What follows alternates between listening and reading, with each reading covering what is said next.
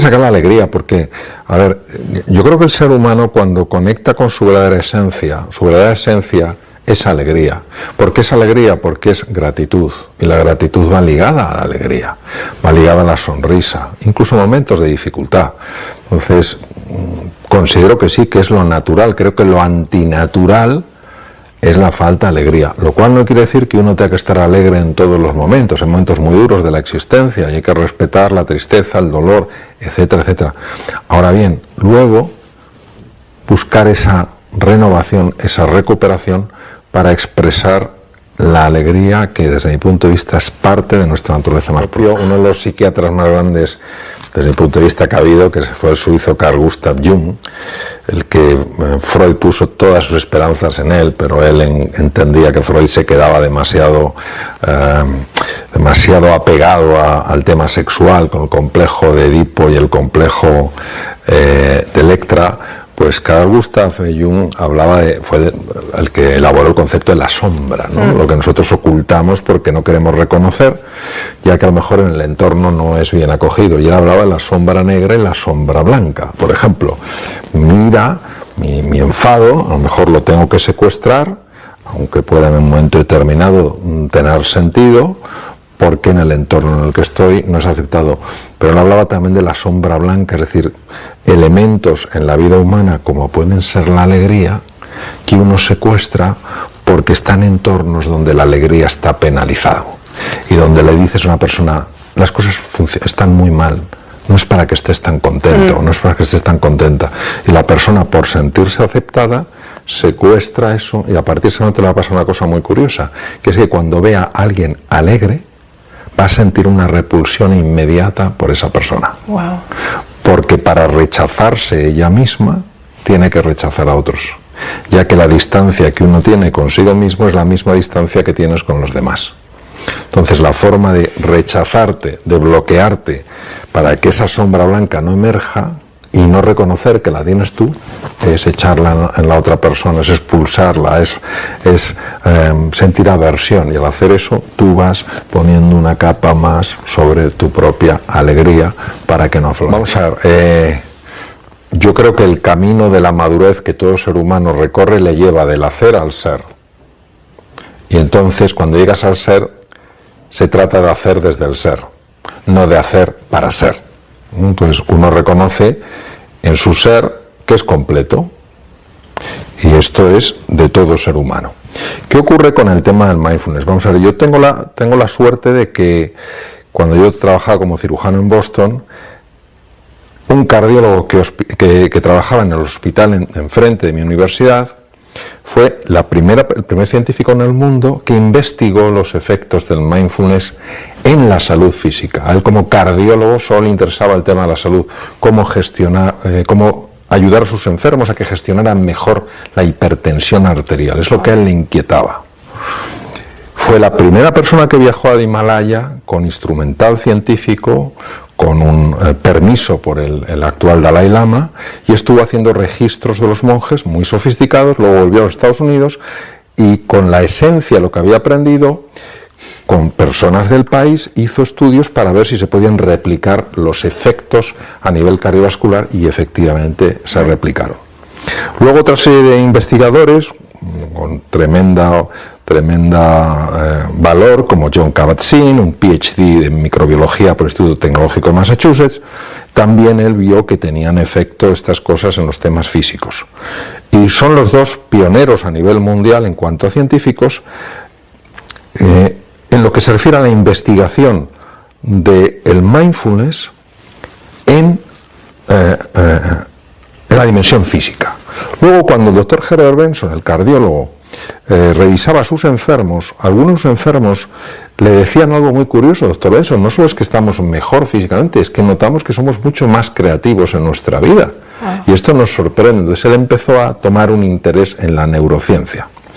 Luego, una serie de grandes científicos, algunos han sido maestros míos, empezaron a investigar desde un punto de vista exclusivamente neurocientífico qué pasaba en el cerebro cuando uno entraba en estas prácticas llamadas del mindfulness. ¿Qué es lo que está ocurriendo en el mindfulness?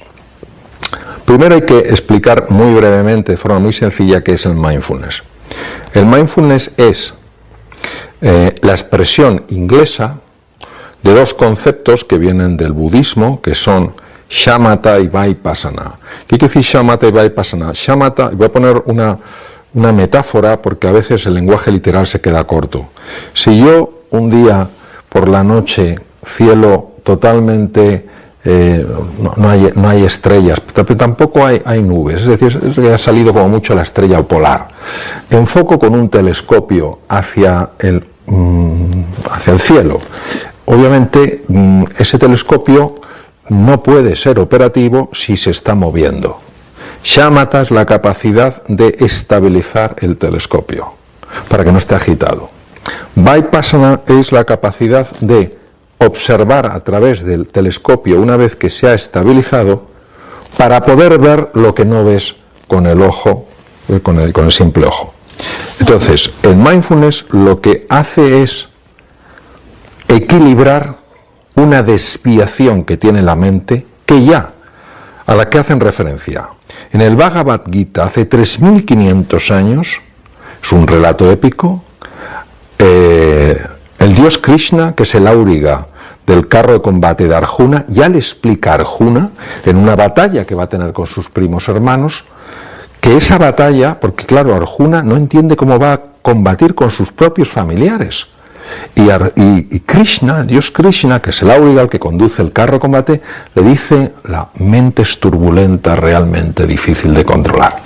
Lao Tzu, en el año 2500, hace 2500 años, Lao Tzu, creador de un libro espectacular que se llama el Tao Te Ching, dice que la mente está alterada, porque está siempre en el pasado o en el futuro. Y cuando vivimos en el pasado vivimos en la depresión, cuando vivimos en el futuro vivimos en la angustia.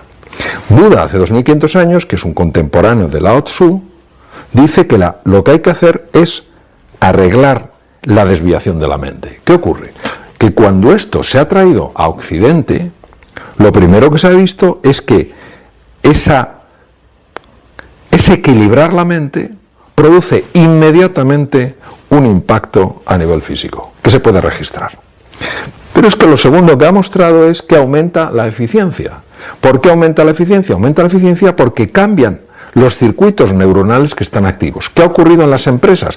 A muchas empresas no les importa el tema de la salud, pero sí les importa el tema de que su gente tome mejores decisiones, que esté más atenta, que analice mejor las situaciones, que aprenda más deprisa porque hay que aprender cosas nuevas. Y como cambia el circuito, lo que se llama la red neuronal por defecto, la red ejecutiva central, han empezado a ver un aumento de la eficiencia en la gente.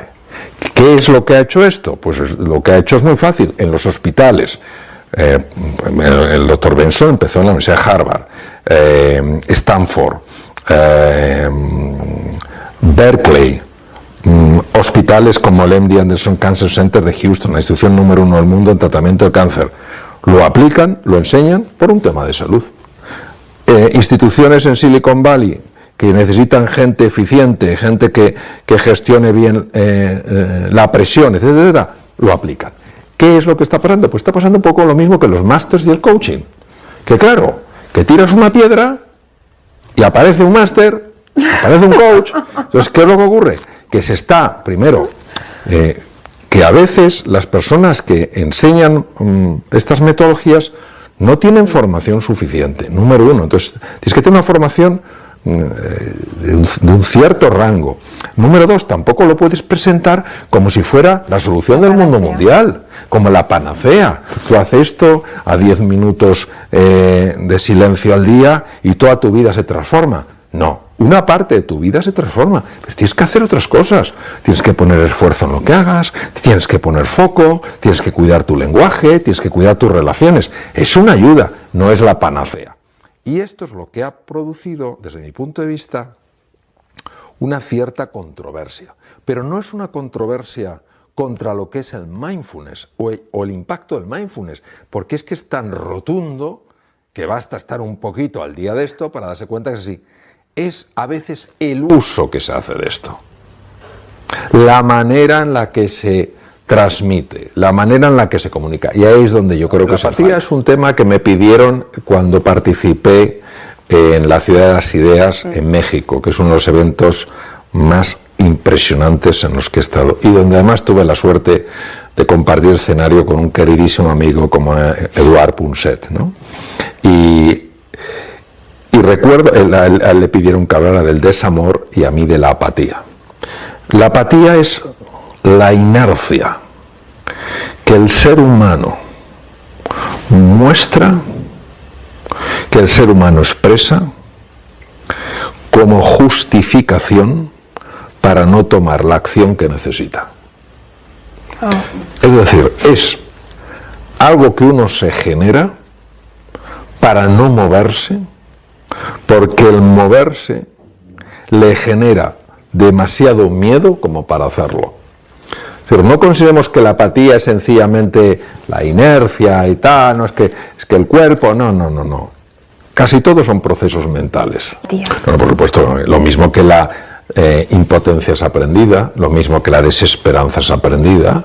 Es alucinante la cantidad de cosas que se aprenden y que luego uno integra como si fueran suyos estructuralmente y uno dice, yo soy así. Me acuerdo una vez en mi consulta, cuando yo ejercía la clínica, que vino un chico bastante joven y vino así como muy nervioso, ¿no? Un adolescente. Y le digo, siéntate, ¿qué te pasa? Y dice, no, en realidad no me pasa nada, bueno, tengo alguna molestia en el estómago, pero es normal. El tío no paraba de hablar, pero es normal porque soy muy nervioso, todos somos muy nerviosos, en mi casa mi madre siempre ha dicho que somos muy nerviosos. Le dije, alto, me toca a mí. Digo, una cosa es que tengas nervios y otra cosa es que seas nervioso. Porque si yo tengo nervios lo puedo cambiar. Si tengo una fealdad en la oreja me puedo operar de la oreja. Pero si yo soy feo, no puedo hacer nada. ¿Me explico?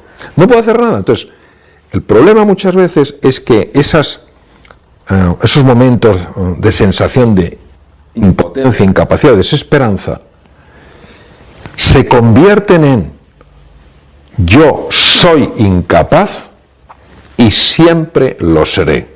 Y al utilizar un verbo ontológico, la ontología es la ciencia del ser, es parte de la metafísica, al utilizar un verbo ontológico como es ser, tú estructuralmente te defines así. ¿Cómo lo voy a cambiar?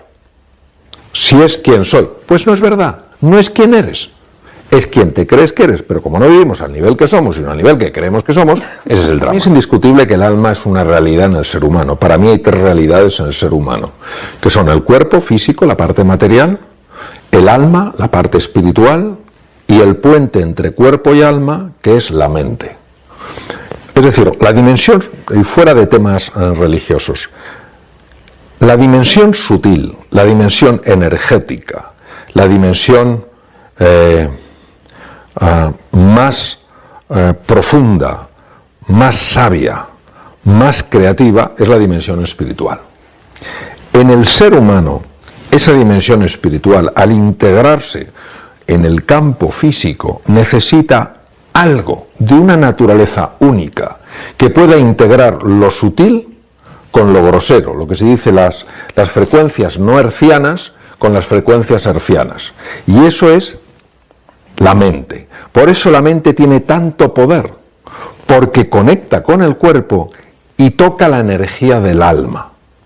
Entonces, para mí, el alma es eso, es nuestra verdadera realidad, nuestra dimensión. Cuando hablo de alma hablo de consciencia, es decir, de capacidad de darte cuenta, de capacidad de ver, hablo de capacidad de crear. Lo que pasa es que desde mi punto de vista nuestra alma está fundamentalmente dormida y ha de pasar por distintas razones por esta experiencia física para despertar y reconocerse en su verdadera dimensión. Y su reconocimiento en su verdadera dimensión es el reconocimiento de que el alma, la consciencia, es solo dos cosas: sabiduría y amor. Por eso grandes seres humanos como puede ser Jesús decía: se os examinará en el amor. Pero claro, cuando hablamos de amor no estamos hablando de un sentimiento, porque claro, a mí si me examinan por mi amor a mi mujer o a mis hijos voy a sacar muy buena nota. No, a mí se me va a examinar en el agapé. ¿Qué es el agapé? No es ni eros, el amor a mi pareja, ni es filia, el amor a mis amigos o a mis hijos. Es un amor que no es sentimiento, es una elección. Es decir, es tratar a un ser humano, aunque no sientas cariño, como si lo sintieras, es la forma más elevada. En eso se me va a examinar. ¿Qué pasa? Que solamente cuando uno va avanzando en la vida y va viendo, pues, los condicionamientos mentales, los sufrimientos por los que pasan los seres humanos, uno es capaz de conocer, comprender y perdonar. Y en ese punto creo que es el viaje del alma. Por eso para mí una persona que está madurando es una persona cuya alma está creciendo. Y de hecho, desde mi perspectiva siempre, porque es un campo obviamente muy personal, cuando la vida nos manda cosas que no nos gusta y que todos, yo el primero, a ser posible, rechazamos, nos la manda, o nos lo manda, no para fastidiarnos, sino porque aunque nosotros no lo queremos, nuestra alma lo necesita para crecer. Yo ahora estoy en un momento, sobre todo leyendo filosofía hindú, donde estoy en una encrucijada en mi reflexión. Yo sí creo que hay una dimensión mucho más allá de la que estamos contemplando. Y esa dimensión es una dimensión, yo diría que sumamente inspiradora. He conocido personas que han fallecido instantáneamente y han vuelto a la vida. Uno de las personas que se estrelló en aquel avión en los Andes es un buen amigo mío, y él murió y volvió.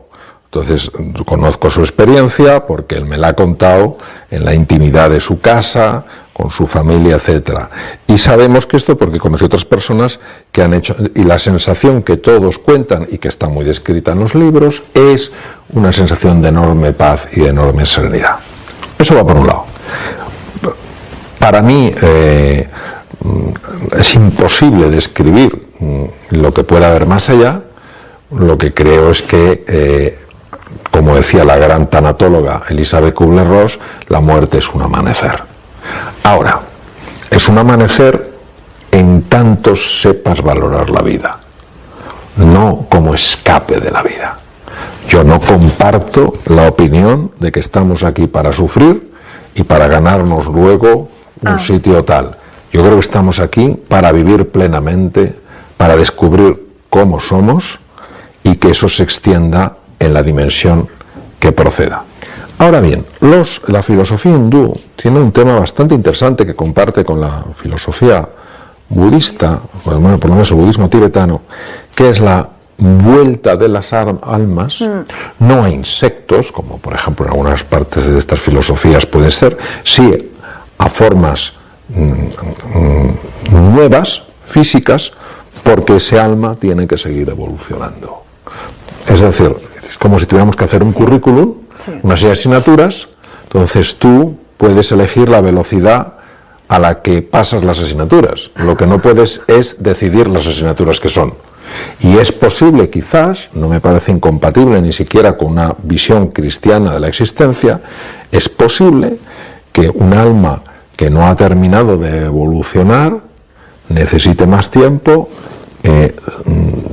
tome forma física en otro ser humano más evolucionado que el que falleció y siga su proceso.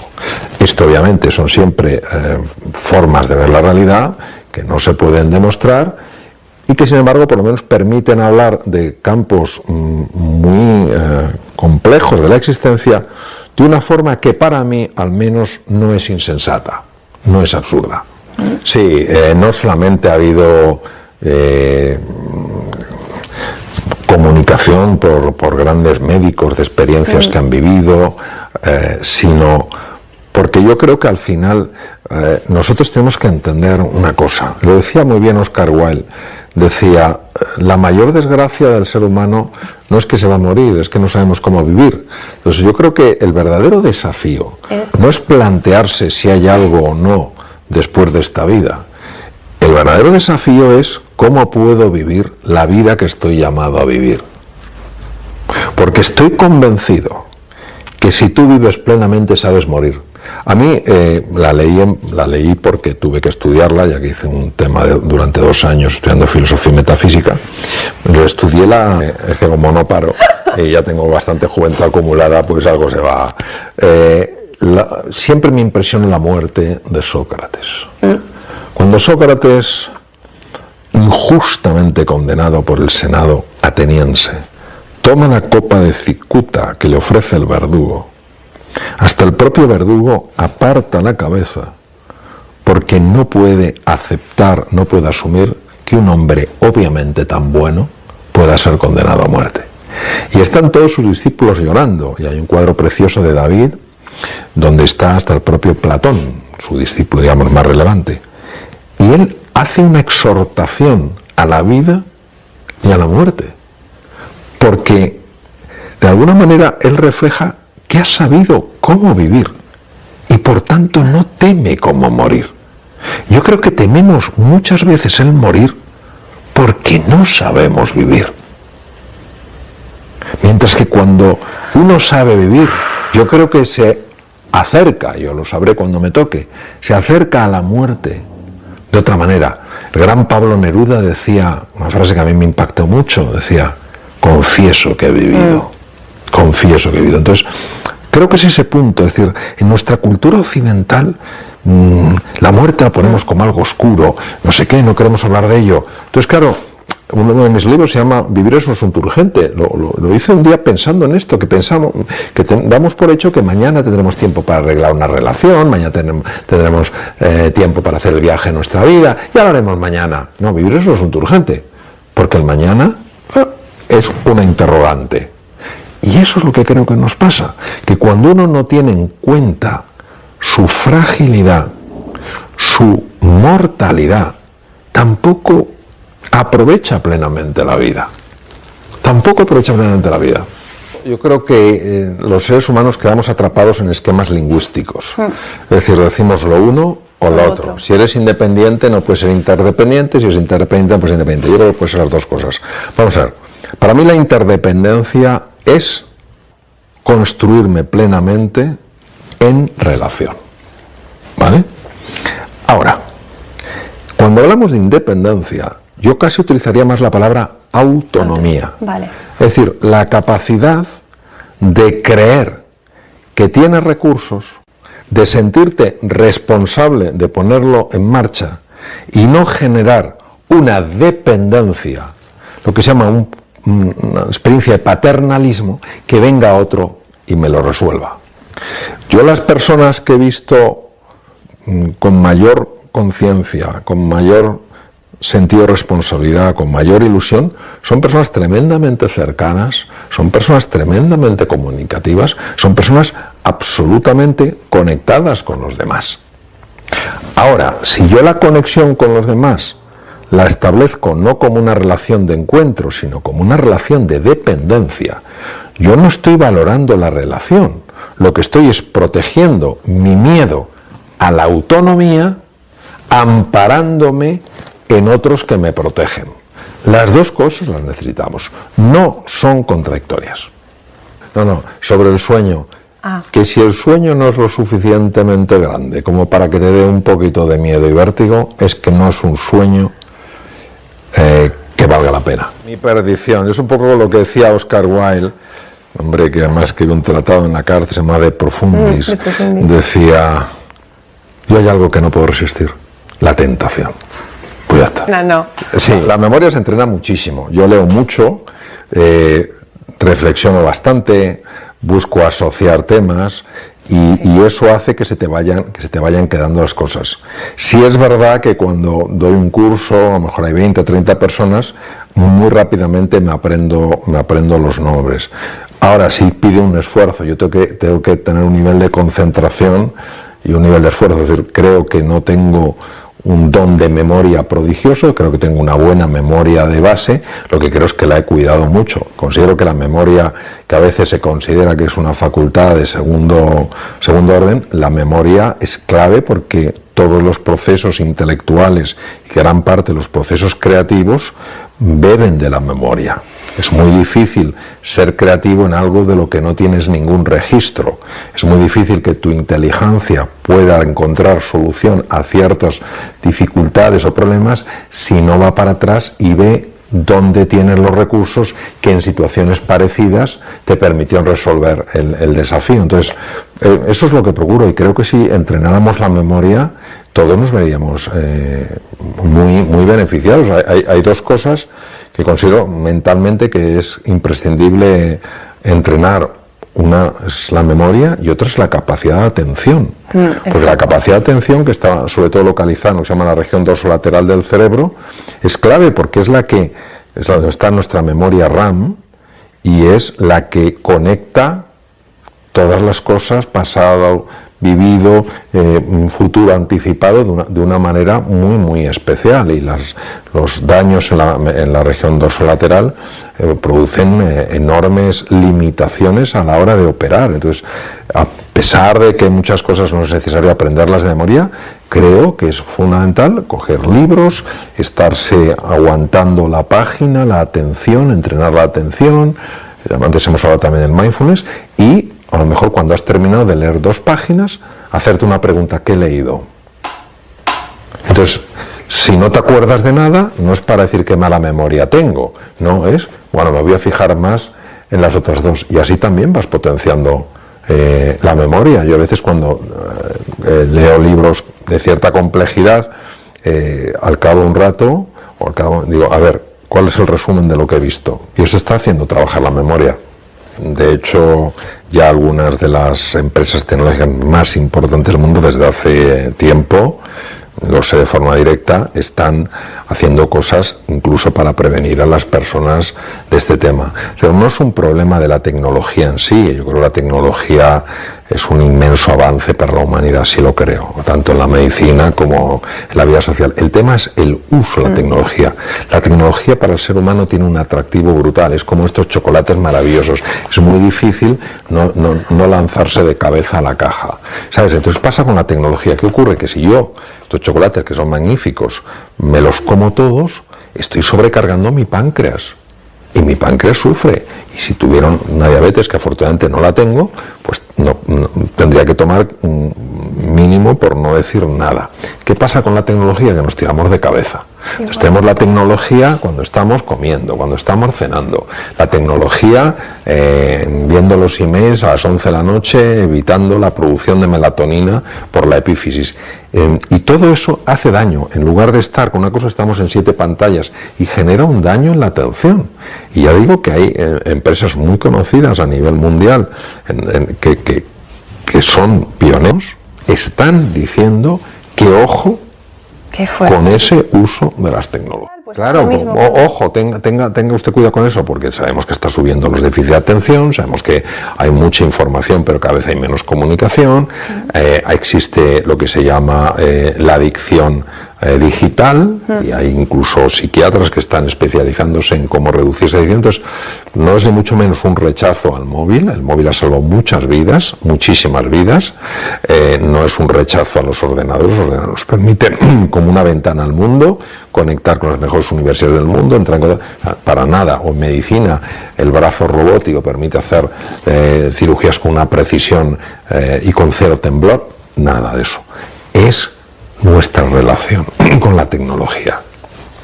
Es una adicción que tenemos que ser capaces de controlar y decir, si yo tengo una comida, salvo hoy, tengo un hijo enfermo y tengo que tenerlo ahí, si tengo una comida, yo estoy con la gente con la que como. Si estoy escuchando a alguien, no estoy así. Si me voy a acostar, dejo que mi cuerpo me recupere y no bloqueo un mecanismo fisiológico con la luz azul que emiten las pantallas. Y si hacemos eso, podemos disfrutar de lo uno y del otro.